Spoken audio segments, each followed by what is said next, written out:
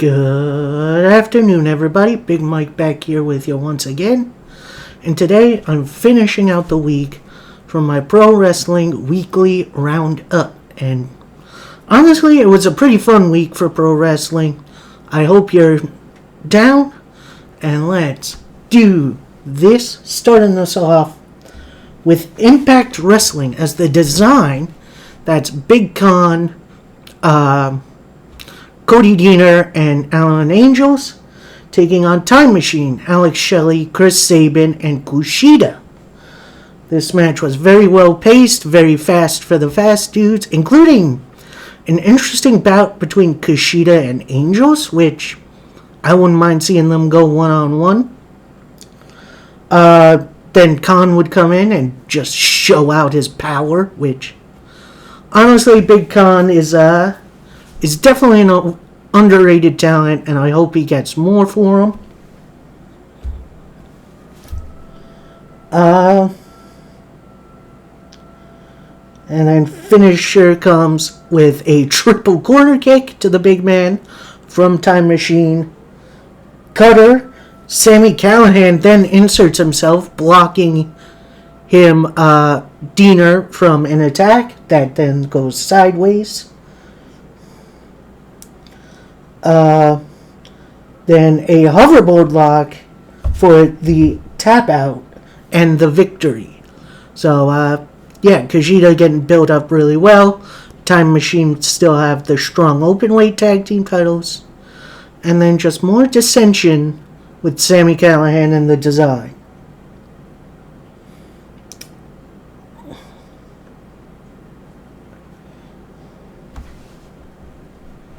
We then get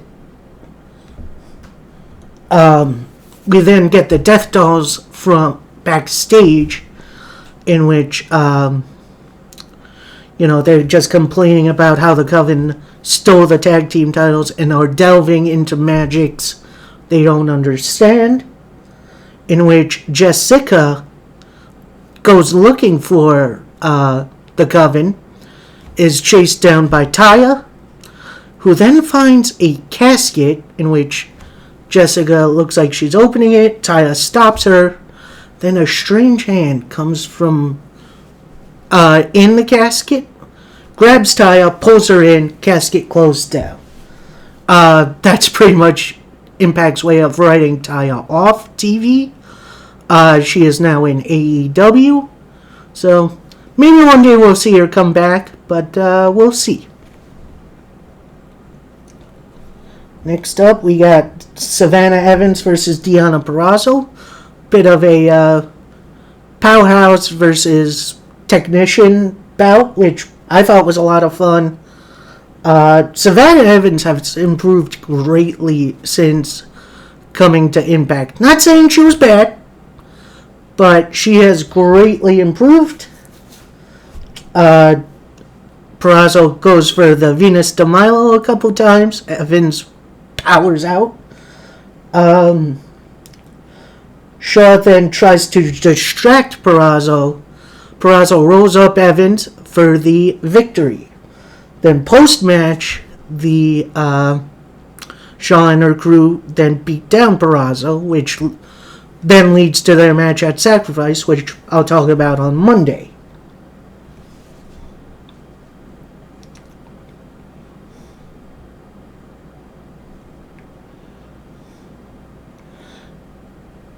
Next up, we got a mixed tag team match playa as Masha Slamovich teams up with Bully Ray to take on Mickie James and Tommy Dreamer. A bit of an interesting matchup. All four worked pretty well together.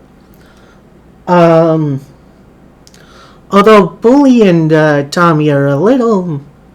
Although we definitely had some actual intergender wrestling, which I'm kind of for. Like, I'm still kind of on the fence about the whole, men hitting women thing, which, should not be a thing. But, dipping a toe in it, I don't think is the worst thing. I mean, considering Masha Slamovich is Game Changer Wrestling World Champion, we'll see what happens there. Mickie James and Tommy Dreamer then hit a weather on Bully, which that was a lot of fun. Which then leads to a low blow by Bully, a pile driver for the win. Masha Slamovich and Bully Ray then set up a table. They have Mickie James in position. She is then saved by Jordynne Grace, who would be her opponent for Sacrifice. I'll get you in on that at Sacrifice. Then eats a spear. Then Grace goes for a spear on Masha, misses, hits Mickie James. And, yeah, that's going to be interesting. Backstage, we have Swann and Kaz talking that out, talking about their six-man tag at Sacrifice. Swann is feeling what Maclin has been saying a little bit, that Josh only picked them because they're not threats to the world title. And so Rich Swann goes looking for Josh Alexander in his locker room, finds Steve Maclin there going up through his stuff. Then a little bit later on, you see Josh Alexander come in. Basically, Swann talks to Josh about it, and then Josh says, I'm going to handle this in the ring. So, that's what we got. Next up, tag team match player. We have Dirty Dango and Joe Hendry taking on the team of Moose and Brian Myers. And honestly, all these guys have some great chemistry together. This match was a lot of fun to watch, including Fandango and Hendry trying to get on the same page, but not really.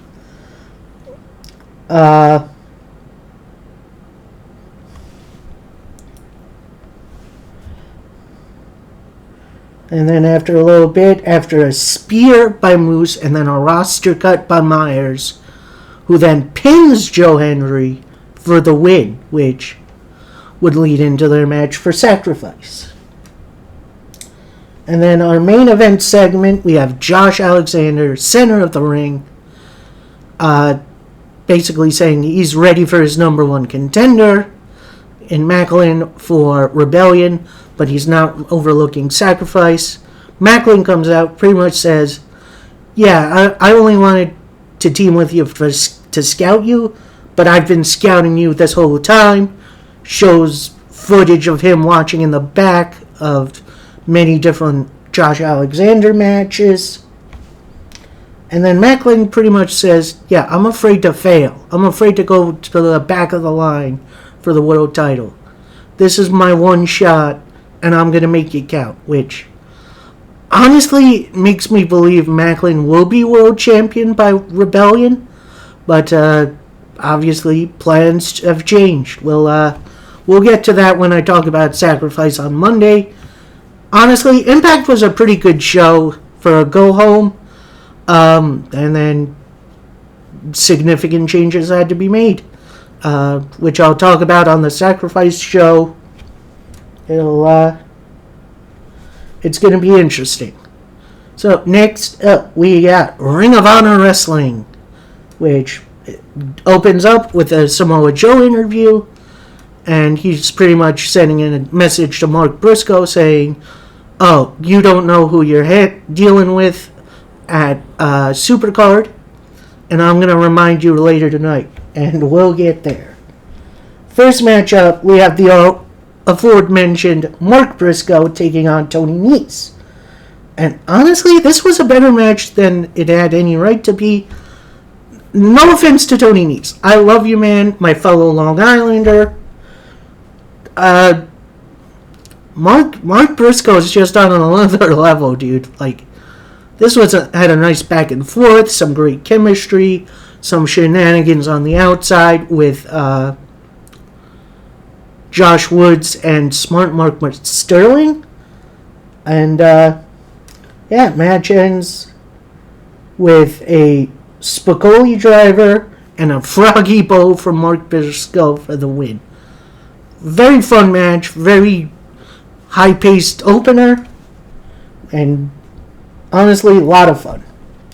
Next up, we got a 6-man tag team match. Playa as Blake Christian, Metalik, and AR Fox take on the Trustbusters, that being Arya Davari, Slim J, and Jeeves K, another fellow Long Islander. This match was also a very, very fun match. A lot of high flying from Metalik. Definitely a lot of good stuff from Fox and Christian. And to see Davari, Slim J, and Jeeves K keep up. Hell, Jeeves K is the MVP of Ring of Honor. Dude's out there killing it.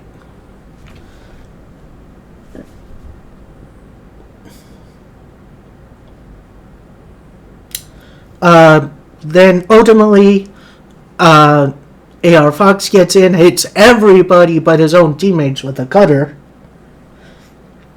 And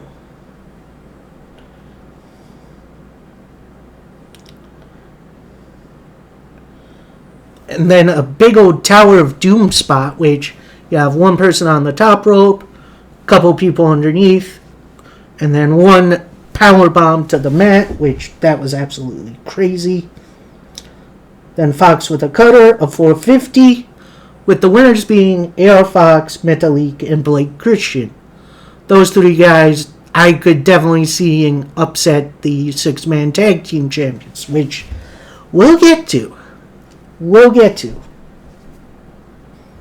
Next up, we got a women's division match. A very short yet sweet match between Lady Frost and Sky Blue. These two are definitely they're getting their kind of first exposure for Ring of Honor. Although Frost has been on lately, I think. Like I said, definitely a short match, and then after a Skyfall, winner is Sky Blue. Next up, we got a tag team match. Playa as LFI, that being Roosh and Dralistico, take on Rhett Titus and Tracy Williams. All four have definitely had matches with each other in the previous iteration of Ring of Honor before Tony Khan bought it. And honestly, their chemistry is still there. This match was a whole lot of fun. And then Roosh with the bullhorns for the win. Another relatively short match, but it was still very entertaining. And hope to see more from them. Next up, we have a sit-down interview with ROH World Champion Claudio Castagnoli and Eddie Kingston. And this is pretty much setting up their title match for Ring of Honor, Supercard of Honor, which, honestly, it's about time. These two are going to absolutely destroy each other. And, yeah, it's going to be fun.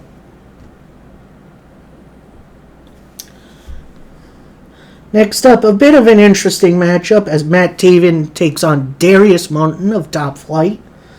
The Kingdom and Top Flight have been feuding for a little bit now. And, yeah, no Dante ringside, which I've found very interesting.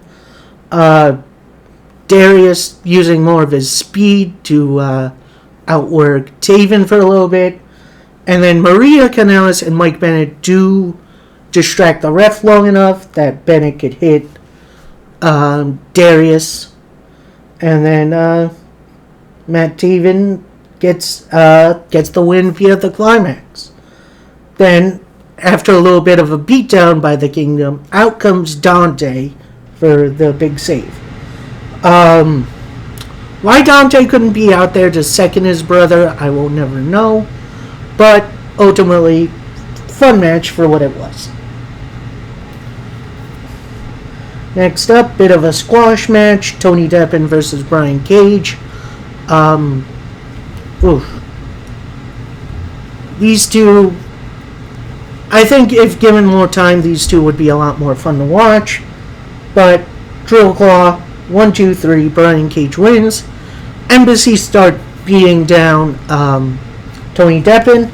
Out comes Fox, Christian, and Metalik to make the save, including having some weapons. So we'll see if they have a match at Supercard. Next up, we have Silas Young versus Shane Taylor, a battle of the former Ring of Honor TV champions. And honestly, this did not disappoint. Shane Taylor trying to overpower Silas, which definitely goes Ori. Silas Young surprisingly still quick on his feet, which honestly, Silas Young is an impressive man, and I hope against hope he gets signed somewhere, because he deserves it. And then after a big knee and a package pile driver, Shane Taylor gets the victory. Next up, in a very interesting matchup that, if given a little bit more time, I think could have been a lot better, we have Miranda Alizé versus Billy Starks. Alizé was in Ring of Honor prior to the sale, and Starks has been kind of showing up for Ring of Honor these days, and she's only 18. A lot of good back and forth, a bit of a miscue kind of middle in, but they then get it back together. Starks driver, Billy Starks picks up the victory, and like I said, I do wish there was given a little bit more time to really show what both these women have to offer. Next up, in what I think is match of the week, we have Aussie Open taking on Matt Sydal and Christopher Daniels. And boy, oh boy, did these two teams throw everything at each other. A lot of moonsaults, a lot of strikes, a lot of big moves from Mark Davis, in which Mark Davis is very underrated for a wrestler. Aussie Open has really become one of my favorite tag teams to watch. And honestly, one of my favorite tag teams, period. At one point, the Angel's Wings gets countered, which, that was impressive. Aussie Open then hit their finisher for the victory. Now, Supercard of Honor, we have the Reach for the Sky ladder match for the ROH Tag Team titles. Currently has the Lucha Brothers in it. Added in, we have Aussie Open, LFI, Top Flight, and the Kingdom. So, the ROH Tag Team titles are going to be in some good hands in the near future. Can't wait. And finally, Samoa Joe issuing an open challenge for the TV title. Out comes Cheeseburger, which, that was very surprising. Also a bit of a surprise, Joe overpowered poor Cheeseburger early on and never let go. Quick spine, muscle buster for the win. Joe then continues his attack. Joe then gets a chair, looks to beat down poor Cheeseburger. Mark Briscoe comes out with a chair to make the save.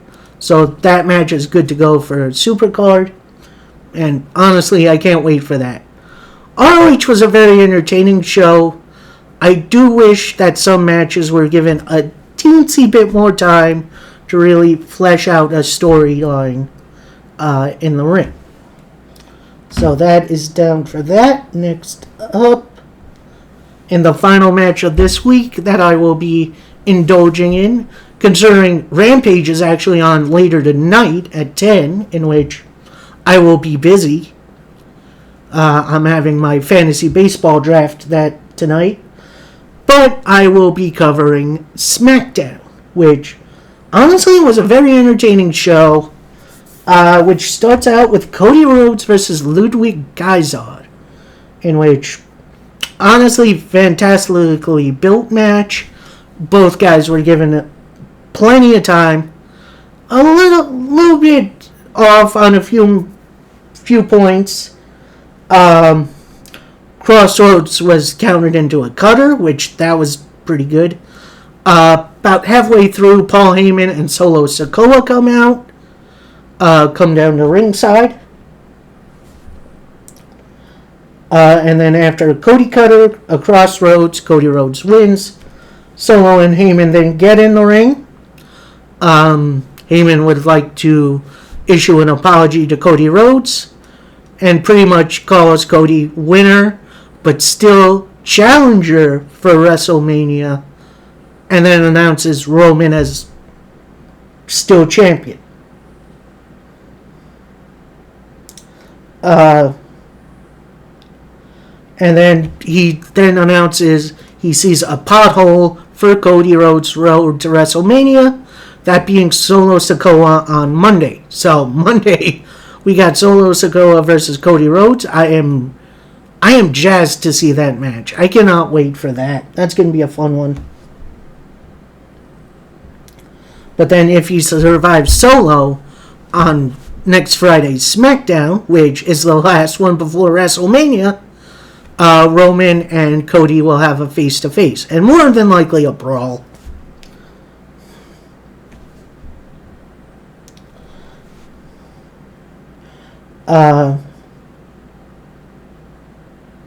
It is then announced John Cena and Austin Theory will kick off WrestleMania weekend, being the first match on night one of WrestleMania, which is next Saturday, which that's going to be a fun one.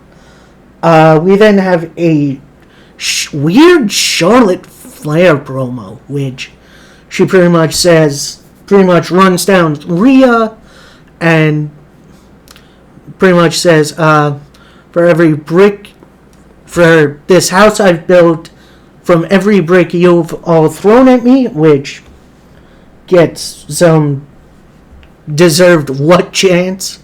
In which, don't get me wrong, I hate what chants these days. They're pointless, but for Charlotte, I'll make an exception. Diamonds Are Forever, so is Charlotte Flair, which, very nice send-off. Bit of a daft promo, but whatever. Next up, we have LA Knight, taking on Rey Mysterio in what was a pretty fun match. A lot of good back and forth. A lot of great chemistry in the ring between these two. Out comes Dominic Mysterio, which almost costs Rey. Rey then goes for the 619, which is then in which Dominic Mysterio grabs Rey's legs from under him on the opposite side of the ring. And LA Knight wins with the roll-up. So that's that for LA Knight. And then Dom gets on the mic, pretty much says, I still want to face you at WrestleMania. What do you say? Father and son. What more do I have to do? Rey starts walking off. Then Dom goes to his mother and sister at ringside, pretty much says, look at this. He's been a deadbeat dad all his life. But you've been worse. You sat on the side while he was away, which makes you a deadbeat mom, which brings Rey Mysterio right back. He gets in Dom's face and finally clocks him one, which honestly, it's been way overdue. Rey Mysterio finally getting a little revenge on his son.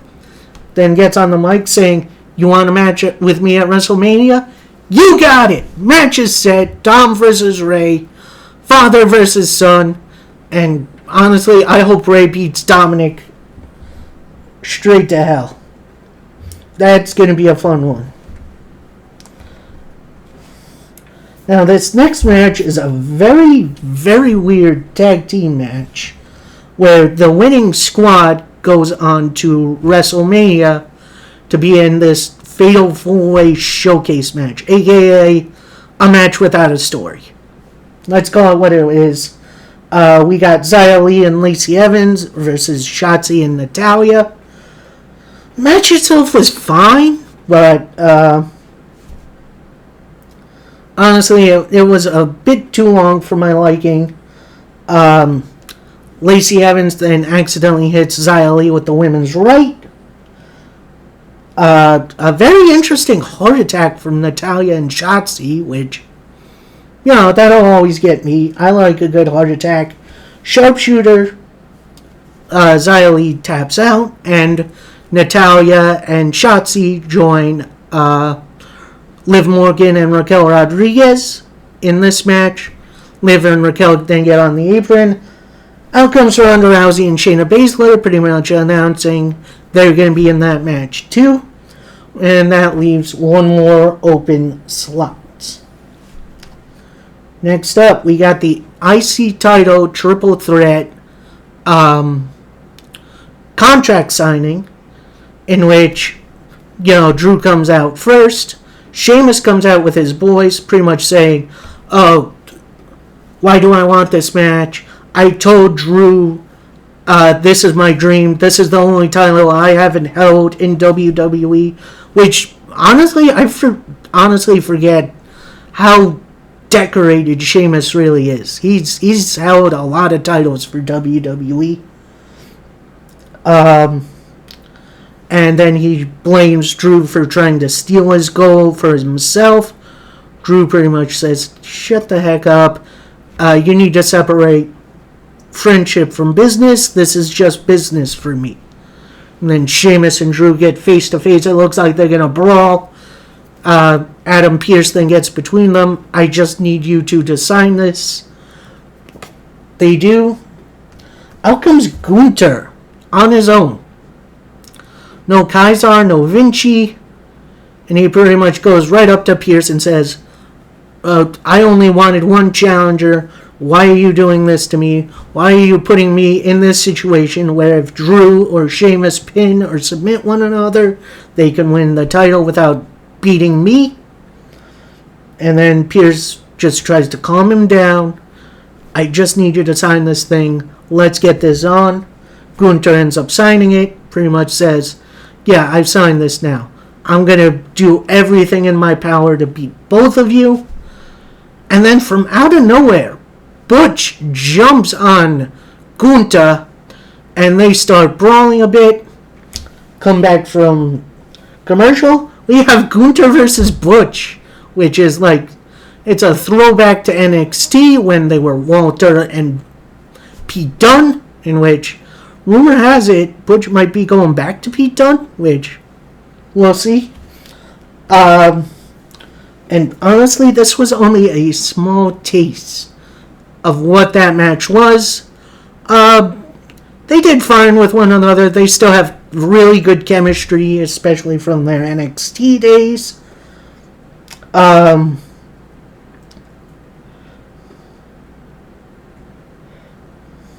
We then have Drew headbutt Sheamus, so that's going to start that down.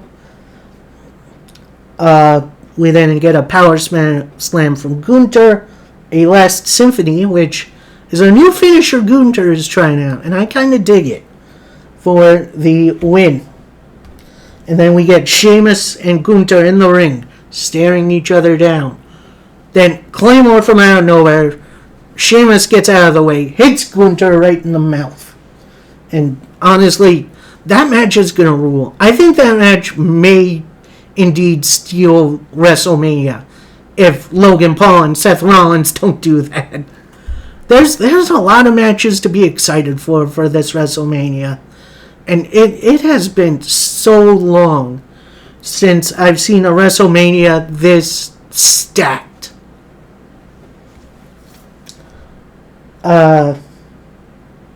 Next up, we get a little backstage thing between the Street Profits and Ricochet and Braun Strowman, setting up their four-way showcase match. And then we get the Kevin Owens show, and then Kevin Owens introduces Sammy. He then has something for Sammy, opens up a little package, KO shows, KO Mania shirt, which Sammy says, "Alright, that's cool and everything. I'm glad you got a new shirt." But then KO says, "Oh, this is just the back." He then reveals WrestleZania, which, oh, I want that shirt now. Like, oh, that is so dope. A double back shirt. Like, dude, that is so cool. Like, this is just so wholesome. And they're ready for their tag team match. Sami Zayn then pretty much goes over a bit of their history, pretty much saying, oh, look at where this has led us. We are on the verge of winning the WWE Tag Team titles. In which, it's crazy, their history, man.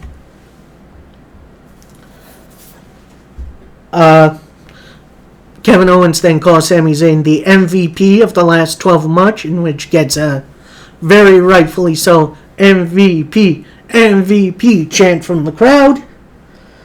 And then Sami Zayn looks like he wants a hug again. KO says, no, you get one of those once per year. He then gives him a big old hug, which, man, that's so good. Double super kicks from the Usos. They come in an attack. And Kevin Owens then gets up, gets a chair, runs the Usos off to end SmackDown. Boy, I am so excited for this week in pro wrestling.